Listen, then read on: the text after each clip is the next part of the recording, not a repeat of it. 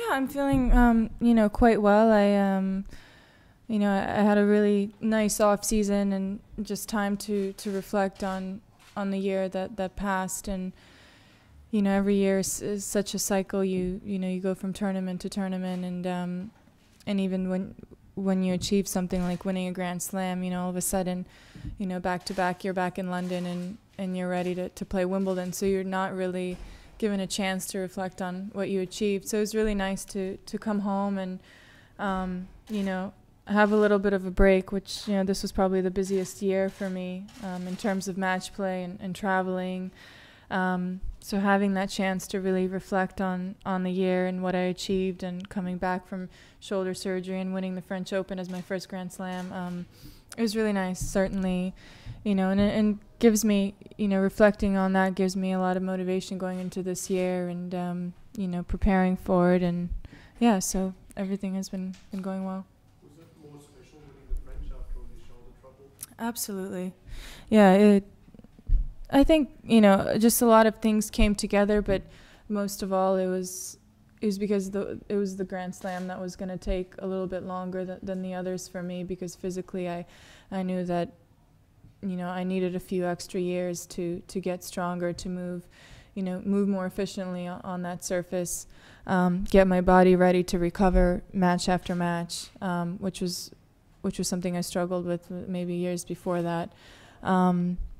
And, of course, it being the Grand Slam that I hadn't won, and it being the first one that I won after the surgery. So it was like just many, many things kind of came together for me that week.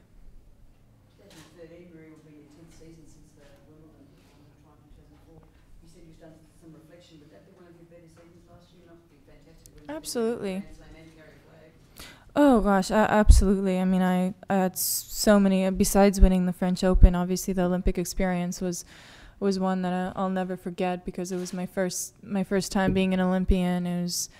I was the first Russian female athlete to be carrying the flag for my country. So it was very emotional, but it was so fast. I mean, from the day of the ceremony to the finals, it was like 6 matches in 7 days, and the ceremony was the day before. It was a lot to take in those 8 days. But it was such an incredible experience.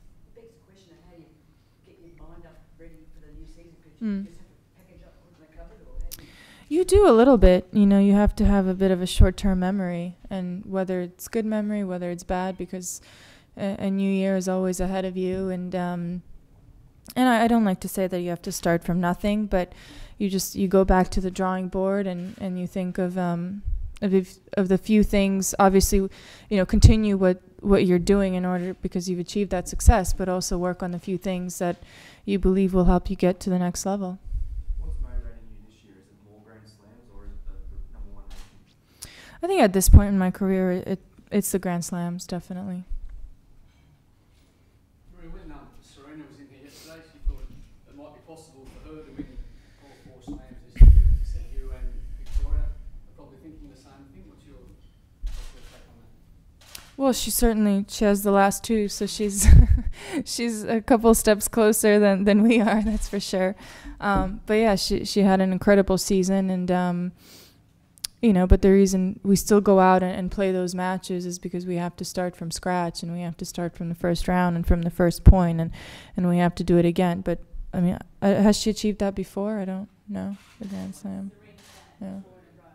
Oh, okay. Oh, I see. Yeah, I mean, anything is possible, but that's certainly tough. Is it? How tough? Well, I've never done it, so I can't tell you. Victoria said this morning that this era of women's tennis was possibly the strongest there has been. How do you feel about that? Yeah, it is a little bit different. It's much more physical, I think, than it has been, and I would say the biggest change that I see is maybe 5 years ago you go into a tournament and you would treat the first couple of rounds as not as a warm-up, but you don't have to go into the first round thinking, okay, this is where I have to really play my best tennis. Now it's certainly much different, because you can be facing an opponent that's had good results, beaten top players, but hasn't been consistent enough. But is a really tough player. But the inconsistency, obviously shows that their ranking is not high enough. Therefore, you're facing them in the first few rounds. And it's a much stronger sport, and also with technology and rackets and improvement of all the things we have. I mean, there's so many things in tennis that in other sports you don't consider. I mean, the balls, the rackets, the strings, that changes yearly. Secret to longevity, Maria, is it just that you get that success and you want to try and go a bit further, or obviously preparation becoming much bigger, recovery becoming much bigger? What is the secret to keep going? I think, well, it's having the right balance with motivation and staying healthy, understanding everybody's is different, and every particular person and everyone's mindset. I've never been one to play a lot of tournaments because I don't think I physically can perform well at all of them if I do have a schedule with a lot of tournaments. So, my philosophy has always been building around the ones that are most important to me and trying to peak at those, and maybe not going into a tournament with maybe as many matches as others would prefer, but knowing that I'm healthy, that I'm ready. Even I might be a little bit rusty in the beginning, but ultimately, if your mind is fresh and your body's healthy, that's the most important. So, just having it's not easy. It's not easy to have that balance, really.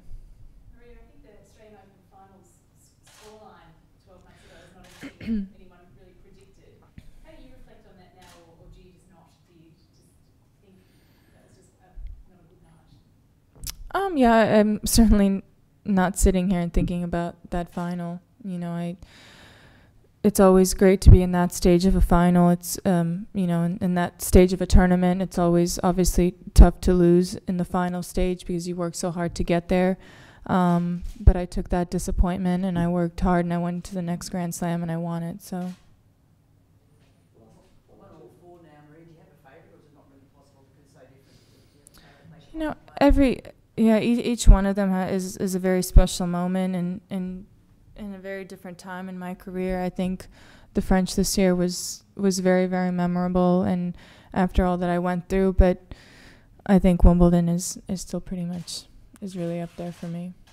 Those 4 trophies on one little table at home or something, or what do you do with the actual? To be honest, if you come to my house, you wouldn't even know that I was a tennis player. So. No, I think like an interior designer or something. Yeah.